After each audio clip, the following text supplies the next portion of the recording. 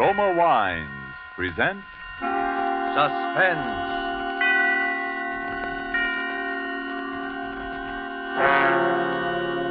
Roma Wines, made in California for enjoyment throughout the world. Salud. Your health, senor. Roma Wines toast the world. The wine for your table is Roma Wine, made in California for enjoyment throughout the world. This is the Man in Black, here to introduce this weekly half hour of Suspense. Tonight from Hollywood, we bring you in a dramatic role and in a character different from those you are accustomed to seeing him portray, Mr. Charles Ruggles. But before we raise the curtain on this evening's suspense play, here is a message from your host, the Roma Wine Company of Fresno, California. Distance lends enchantment, says the old proverb. And it seems borne out in this little episode that we might see taking place at the smart and handsome Pan American Club, Havana, Cuba. An American visitor is amazed that his Cuban host can picture the marvelous climate and rich, fruitful soil of California without ever having been there. But the Cuban responds, "One sip alone of wonderful Roma wine tells me all that. Only true perfection of climate and soil could produce the perfection of your splendid California wine, Roma wine." That's so. And as Roma wines become available to wine connoisseurs of more and more lands, the chorus of praise grows for the truly superb quality of these good Roma wines. No wonder, then, these wine experts of other lands are so eager to import Roma wines, no matter what the distances from our own California. And no wonder, too, that these taste-delighting Roma wines, with no import duty to pay and without expensive shipping charges added to their cost here, are America's largest selling wines. With such richly rewarding enjoyment within your reach, why not get acquainted with your favorites among Roma Wine's many different delightful wine types? Remember the name, R-O-M-A, Roma Wines, made in California for enjoyment throughout the world. And now with Dorothy L. Sayers' story, Suspicion, and with the performance of Charles Ruggles as Mr. Hubert Mummery, Roma Wines again hope to keep you in suspense.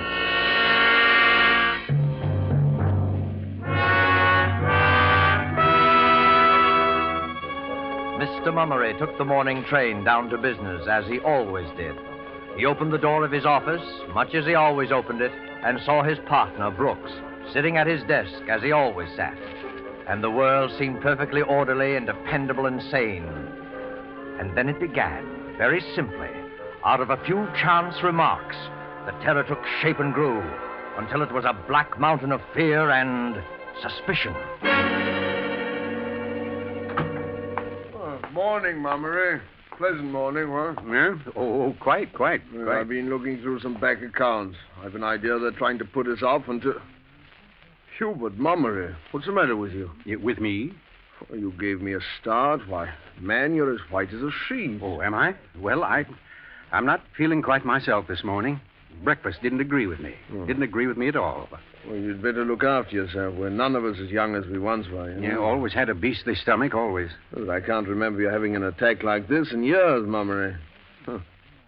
That new missus of yours giving you proper food? Good, mild, digestible thing? No, I'm afraid Ethel knows nothing at all about a kitchen. Well, that's what you get for marrying a girl without showing it to a friend. Doing it in such a rush, 10-day courtship, and at your age, Mummery. Well, you'll see why when you meet her. Besides, it doesn't matter in the least. After all, I was a bachelor up until a few weeks ago and rather used to taking care of myself, you know. Oh, my dear man, you're not telling me that you manage the household. Oh, hardly. No need for that. We've engaged a housekeeper who's a gem, really. Capable, motherly soul named Sutton. Ethel's delighted with her, and so am I. Exceptional cook and all that. Well, that's excellent. We can all do that sort of thing, you know. I say you better take it easy and keep off your feet today. A man's health comes first, you know. Thanks. I'll be all right. I took one of my tablets on the train. Well, if you need anything, you let me know, huh? Yes. Oh, by the way, Mummery, I suppose your wife doesn't know another of those cooking gems, does she? Well, I don't know. They aren't so easy to find nowadays. Don't tell me your cook is leaving you. Oh, good Lord, no. Perish the thought. It's It's for the Phillipsons. Their girl is getting married. Yeah, well, always said marriage is the graveyard of good cooks. Positively. You know, I think it should be a criminal offense for cooks to feel the mating urge. Leaves a family high and dry. Yeah. You know, I said to Phillipson, you mind what you're doing, I said. You get somebody you know something about, or you may find yourself landed with this poisoning woman. What's her name? Mrs. Andrews, Carolyn Andrews? I don't want to be sending wreaths to your funeral yet a while, I said. Wasn't that a dreadful thing, though, that Andrews case? Ethel read some of it to me out of the newspapers. My. Gave me the cold horrors. Oh, it's a disgrace, I call it. 3 people dead of poisoning, falling ill one by one, gradually getting worse and worse, and suddenly dying off like flies after a month or so of her cooking. My. And all the police say is they think she's hanging around the neighborhood and may seek employment as a cook. As a cook. Now, I ask you. Puts us all in the shadow of the grave, doesn't it? Well, rather. Well, it's only to be hoped that they'll catch this charming Mrs. Andrews before she tries her arsenic seasoning on somebody else. And that's why I told Phillipson to be careful about hiring a strange woman. Well, quite right, too. One can't be too careful about a thing like that. I'll ask Sutton if she knows of another cook as good as she is. You won't need worry about anyone she recommends. Oh, excellent. I suppose she's worked for the right sort of people, Mama, eh? Right sort? Well, I imagine so. I don't know. Well, didn't she bring references? Well, yes, she did. A great pile of them. Glowing ones, too. But I don't know. Ethel and I were so glad to get someone that we haven't bothered to look them up, really. Oh. Well, it's 10:30. I must get back to work. Would you mind dictating a few letters, Mummery? Some dunners? I do it, but I've some bills to get out in the next room. All right, I'm glad to. Well, I'll have Penny take them down.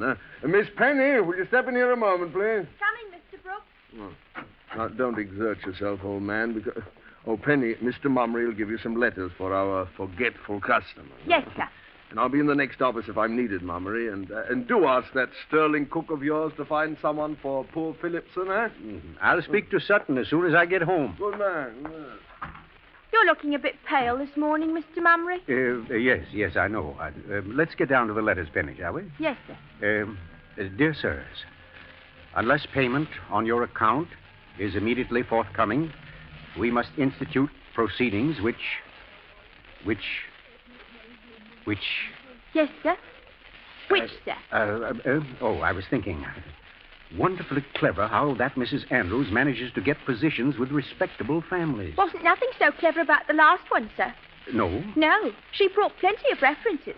Glowing ones, too, the paper said. Where in the world would such a woman come by honest references? Oh, there wasn't no question of their honesty, Mr. Mummery. What do you mean by that? Oh, the poor deceased family were so glad to get someone that they never even bothered to look 'em up. Oh.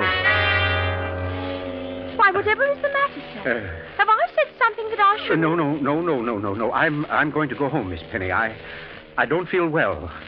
Not at all well.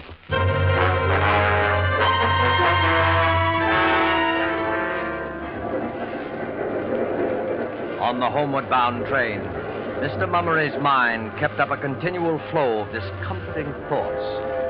Those references of Sutton's. How did he know, after all? Yes, Brooks was quite right. One can't be too careful. Be sure you get someone you know something about, or you may find yourself landed with this poisoning woman, this Mrs. Andrew. The pain in Mr. Mummery's stomach gave a sudden twinge. He gripped the edge of his seat. He had eaten too quickly. His breakfast had been too heavy. He must speak to Ethel about Sutton. Sutton!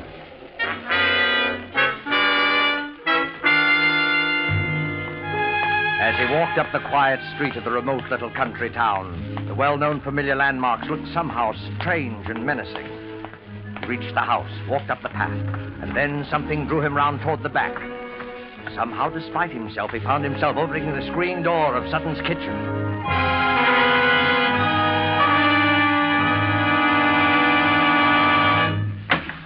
Miss Sutton.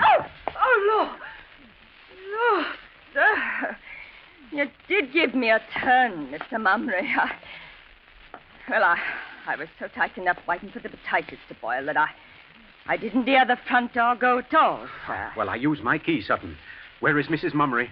Oh, the poor dear was feeling a bit sickish after breakfast this morning, and I might have lied down for a bit. She was looking so poorly. Ethel sick? Ethel's never sick. I don't understand. Oh, it was working about too much that done it, if you ask me. I told her to go light with it, but she's that restless she can't abide to be doing nothing. Where is she now? Well, that young Mr. Welbeck called by to get some flowers she's promised his mother, and he cheered her up a bit. She needed cheering, too, by the look of her, poor lamb. Where are they, Sutton? They're having their tea in the garden. She's a deal better than she was, sir. A deal better. Well, I'm glad of that. I'll step out and have a word with her. Oh, Mr. Mumry, Yes? before you go, I'd like to show you what I got for your dinner. But I... Just a moment, Mr. Mumry, sir. There. Have a look at that now. That's steak and kidney pie, isn't it? You'll find it beautiful and light, sir. It's made with butter, it is.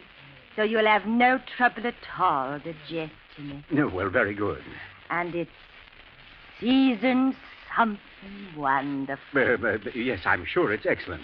Well, I'll wander out and see Mrs. Mumry now, if you don't mind. Oh, by all means, sir. And try to get up a good appetite for your dinner, won't you, Mr. Mumry, sir? Yeah, I'll do my best. Thank you, Sutton. Ethel. Oh, Ethel. Who's that? It's I, Tiddlywinks, Hubert. Oh, I wasn't expecting you so early. Oh, well, I quit before time. I didn't startle you, did I, Pet? Yes, you did. I'm sorry. I thought something was wrong. I don't like to be startled. Hello, Mumry. Well, hello, Welbeck. I didn't see you. How are you? Oh, I'm all right, thanks. But I'm afraid I found Ethel feeling rather badly. Yes, Sutton told me. Are you better now, dearest? I'm feeling dreadfully upset. Unsteady. I suppose I'll be all right by morning. Do sit down and have your tea, Hubert. Well, thank you. I need it. Biscuit? Are they good? Melt in your mouth. I'd devour the lot if I didn't have to be getting home to dinner. Oh, you're leaving? I must. Mother's waiting. I'll have the gardener wrap her flowers. Give them to me. Oh, no, don't bother. Oh, no bother at all. Heaven knows he's paid enough for puttering about. Thomas! Thomas! Coming, ma'am. Is the tea still warm, dear? Just right, thanks. You was calling me, Mrs. Mummery? Oh, Thomas, will you please wrap these flowers for me and bring them into the house? Righto, ma'am. I'll take Mr. Welbeck to the door. Oh, no, don't bother to get up, dear. Just tell Mr. Welbeck goodbye and finish your tea like a good boy. Yes, indeed. Keep your seat. Well, do come and see us soon again, won't you, Welbeck? Love to. But I can't leave Mother alone very often. She's extremely nervous lately. Terribly so. Oh, that's too bad. She's not really been herself since that Andrews poisoning business started in the newspapers. Alarmed her more than you believe. Yes, well, it's rather unnerved everyone, if you ask me. I do hope they catch her soon. They may. What do you mean? There were a couple of blokes from Scotland Yard in the village this morning. Rumor is they've got a new line on Mrs. Andrews. It's time they had. Think of it. That fiend has been on the loose for, well, let's see now.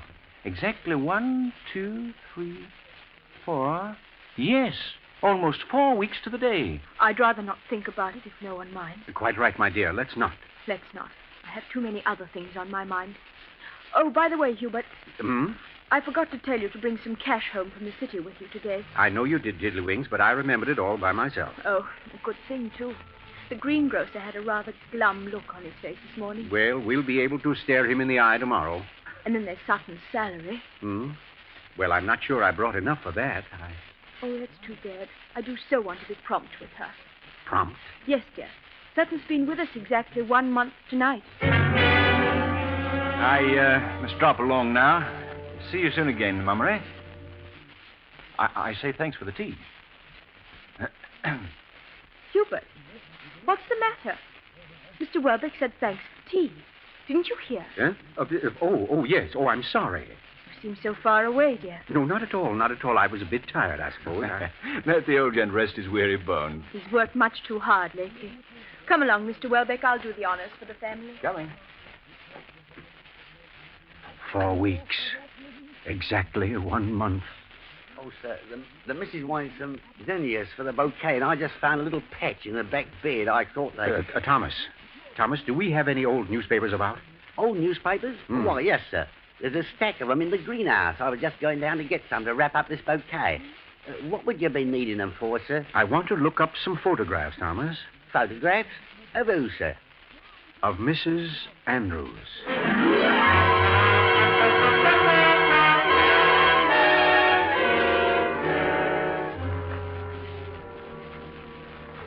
Here they be, sir.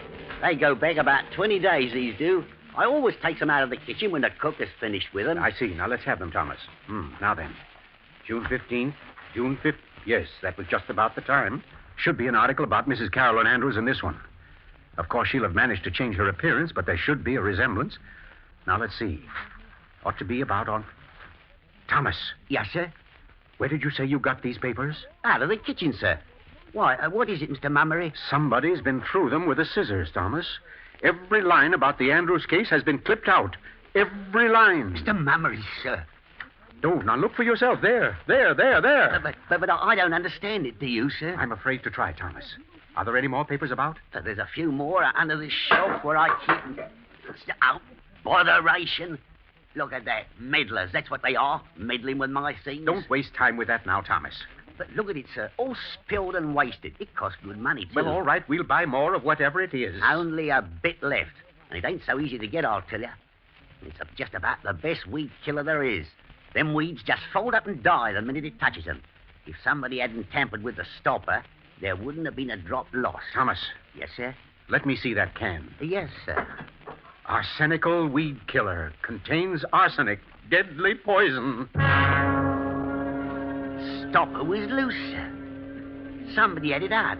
I never leaves like that, nothing like that. Thomas. Yes, sir, yes, sir. Oh, good Lord, Mr. Mummery, what is it, sir? I don't think I should have had that tea, Thomas. I'll call the missus. No. You mustn't alarm her, whatever you do. Don't alarm her. She's not to be excited. But get to the phone and call Dr. Maysby. I'm ill, Thomas. Tell him I'm terribly ill.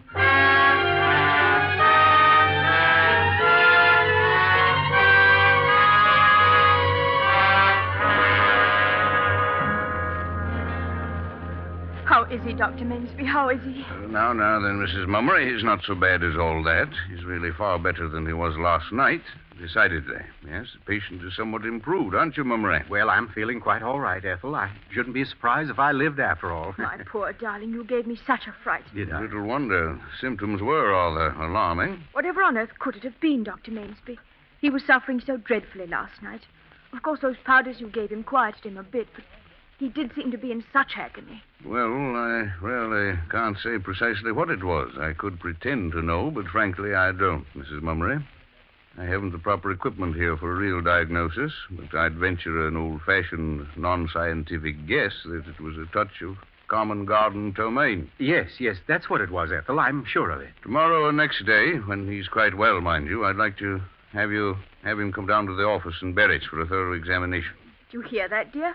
You must make him promise to come, Doctor. He's so very careless about himself. He'll come. This episode gave him a bit of a start, I think. Nothing like a touch of ptomaine to make a man health conscious, eh, Mummery? Well, you're right, Doctor. You'll see me very soon, I promise. Excellent. And until then, you just continue the powders I gave you, one every hour. Yes, Doctor. And no solid foods. Have that cook of yours make you a nice, strong broth of some kind. What? And above all, stay in bed for the next 24 hours. I'll see to that, Dr. Mansby. I'm depending on you, Mrs. Mummery. And now, if you'll tell me where you put my hat... Oh, I'll get it for you. Oh, you needn't trouble. If you'll just tell me no where... trouble at all. It's out on the stand porch. So, Mummery, do try to take better care of yourself from now on, huh? We'll need to make Ethel a widow before her time. Well, I'll do my best not to. Dr. Maysby. What's that, Mummery? Listen to me. I haven't time to explain now. What are you talking about? Keep your voice down, man. I don't want to frighten Ethel, but there's something very strange going on in this house. You are delirious. I may need your help soon. I'll phone you sometime today as soon as I can do it without alarming Ethel. Oh, she wouldn't be able to sleep for weeks if she had any inkling of what's going on. You aren't imagining things, are you? No, listen, Maysby. Last night, before I took sick, I found... I beg pardon, sir. Well, Sutton? Yes, Sutton, what is it? Mrs. Mumner sent me to tell you that your chauffeur's brought the car round, sir. Oh, yes, good. I'll be getting along now, I think. Oh, sir. If I'm not being too inquisitive, sir, how is the patient this morning? Why, he's much better, Sutton, but he had a rather grim session of it just the same. Oh, that's dreadful, ain't it, sir? We'll have to take better care of him, won't we, sir? Much better care.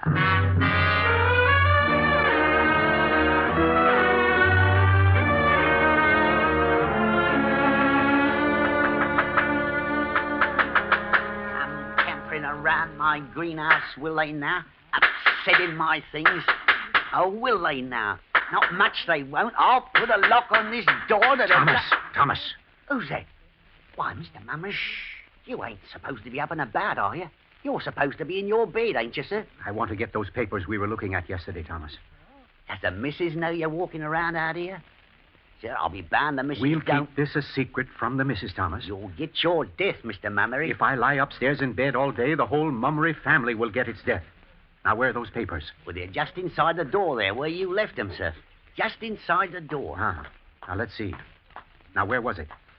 Right about there, sir. No, it wasn't. In a little further. Now to your left. Ah. Oh, all right. There they are, sir. Well, if they are, I've been struck blind. There's nothing here but the stone floor and a box of tulip bulbs. You must be wrong, sir. All right, well, come and look and see here. Yes, sir. Mr. Mummery. Well, they're gone. What do you know? I'm not at all sure what I know, but I'm going to find out. You come with me, Thomas. You ought to be in your bed, sir. All right, I ought to be in my bed, sir. Come along, will you? Yes, sir. Where is Sutton? I don't know, sir. Oh, yes, on second thought, I do know. I saw her going down to the greengrocer's to pay the bill. When she passed me, I heard her muttering something about not wanting anybody to come prying about her kitchen.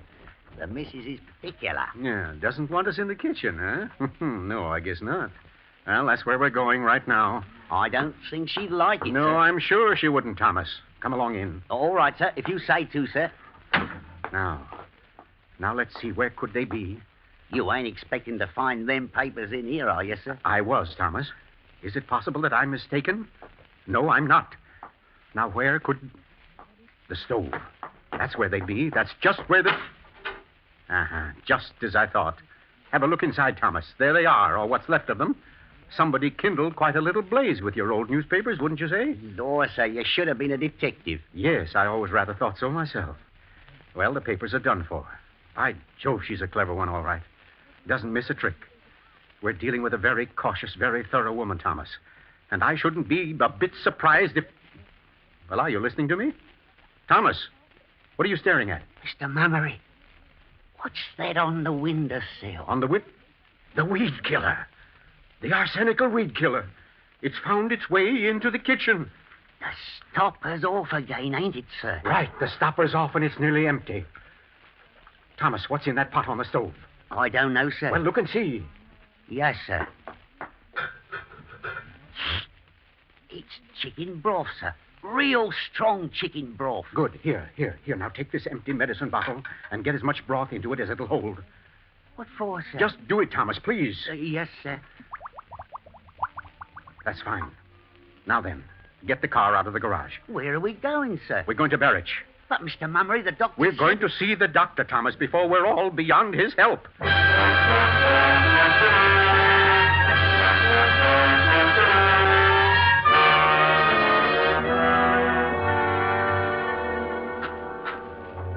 Sorry to kept you waiting so long, Mummery, but it's quite a lengthy process. I don't mind the waiting, Doctor. It isn't that, but Ethel's there alone in the house with her, and I want to know. I can tell you now.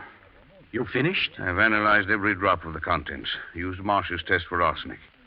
I'm able to tell you a very definite answer, my boy. What is it, Maysby? Yes. You mean there is arsenic in that broth? And Sutton... I mean that broth is chock full of arsenic. Mrs. Andrews is taking no chances this time. There's enough poison there to kill your entire household.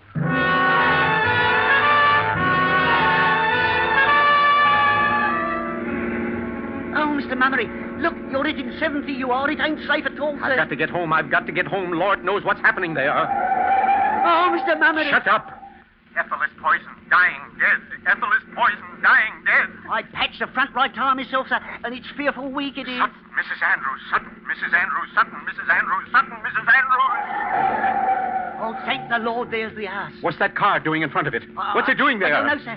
It's happened already. The doctor's there. It's happened already. The doctor's there. It's happened already. There's The two doctor's men there. standing out in front of the house, Mr. Mummery.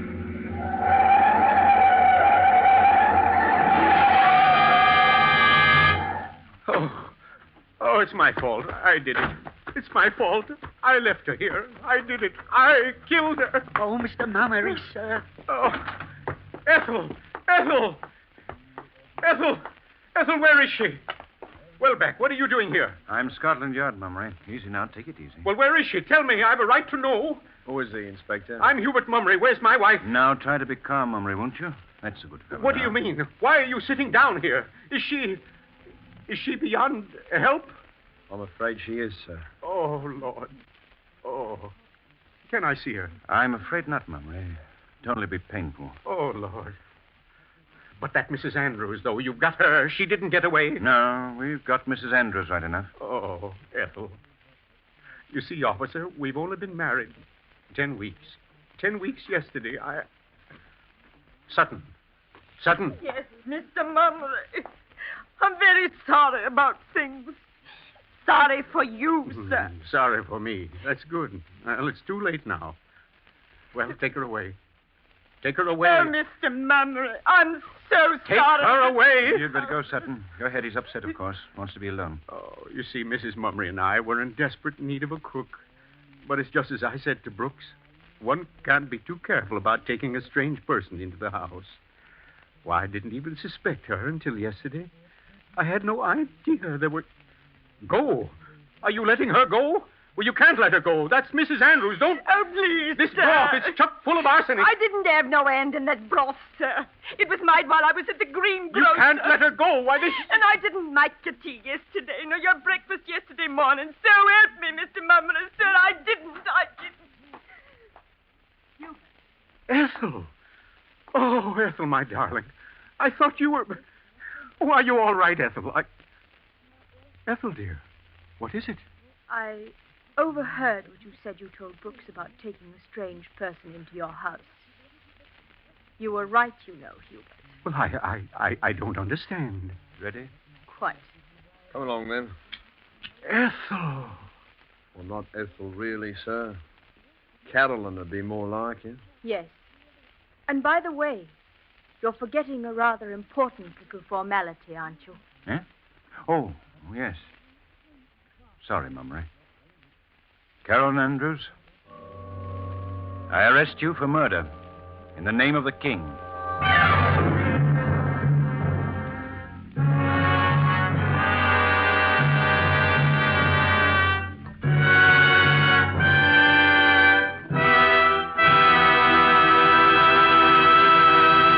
And so closes Suspicion, presented by Roma Wines and starring Charles Ruggles. Tonight's tale of suspense. In just a moment, we will hear again from Mr. Ruggles.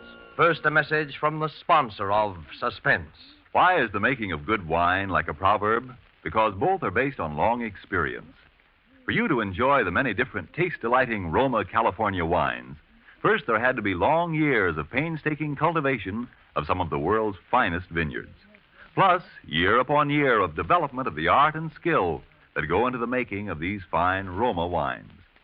Your first sip of any of the good-tasting Roma wines will confirm the presence of these needed years of preparation, will tell you why Roma wines are America's largest-selling wines. Your taste will thrill to the superb quality and the downright satisfaction when you try, say, the tangy, delicious Roma Sherry, or the rich, hearty Roma Burgundy, or the sweeter, heavier Roma Port. You'll be thrilled, too, when you learn such great enjoyment costs so little, mere pennies a glass. You'll want to add your voice to the international praise of Roma wines now rising in many lands in these words: Roma wines are truly magnificent. Let me repeat the name: R-O-M-A, Roma wines, made in California for enjoyment throughout the world. And now, here is Charles Ruggles. Thank you. Well, it was a great pleasure for me to appear on Suspense this evening, and I'll be listening next week, as I hope you will, when Fay Bainter and a distinguished Hollywood cast will be starred. And one more word. As the enemy's desperate resistance grows greater, make sure that our fighting men suffer no lack in their need for more of the weapons of war. Buy more war bonds. Suspense is produced and directed by William Spear. Don't forget, then, next Thursday, same time, Fay Bainter and other stars in Suspense. Presented by Roma Wines, made in California for enjoyment throughout the world. This is CBS, the Columbia Broadcasting System. You've been listening to the OTR Gold Network. Find more classic radio at otrgold.com.